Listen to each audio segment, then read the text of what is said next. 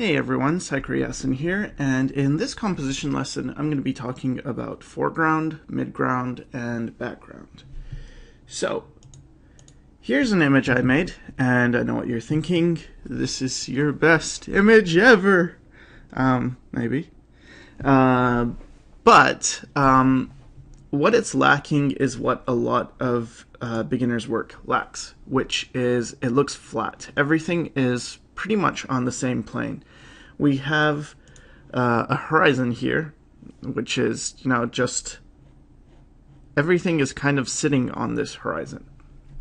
So it's very flat, it's boring, it's not telling much of a story.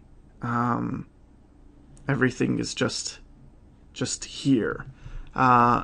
So let's see if we can make this more interesting. And I purposely tried to make a drawing that is not so technically impressive because I wanted to really highlight that this is something that at any skill level you can apply to improve your drawings.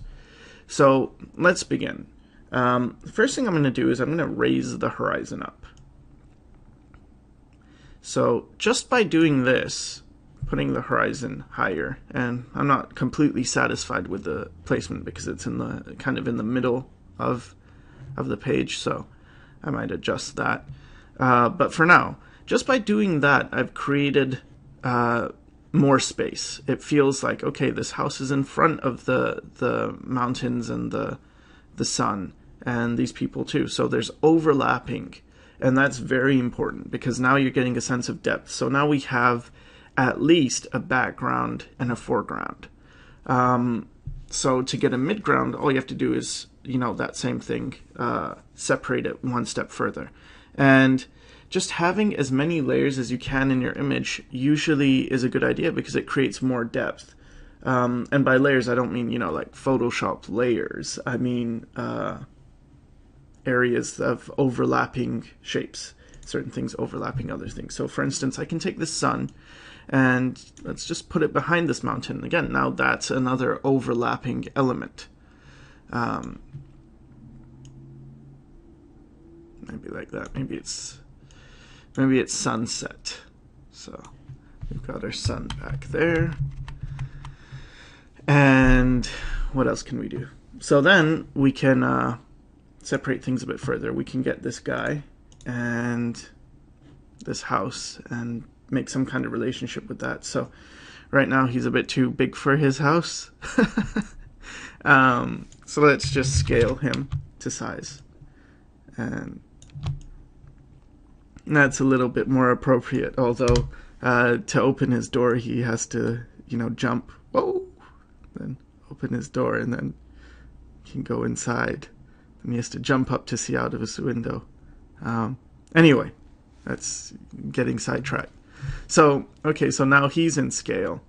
And the tree, we can, overlap this as well, have it overlapping the house just a bit. And then, again, a little more depth, a little more interest. And let's say this girl is in the foreground. And maybe she is facing the other way. So flip her horizontal, and maybe she's hiding behind this bush. So you can make the bush bigger, maybe have that overlapping, and the girl can also be a bit bigger because she's in the foreground, and maybe something like that.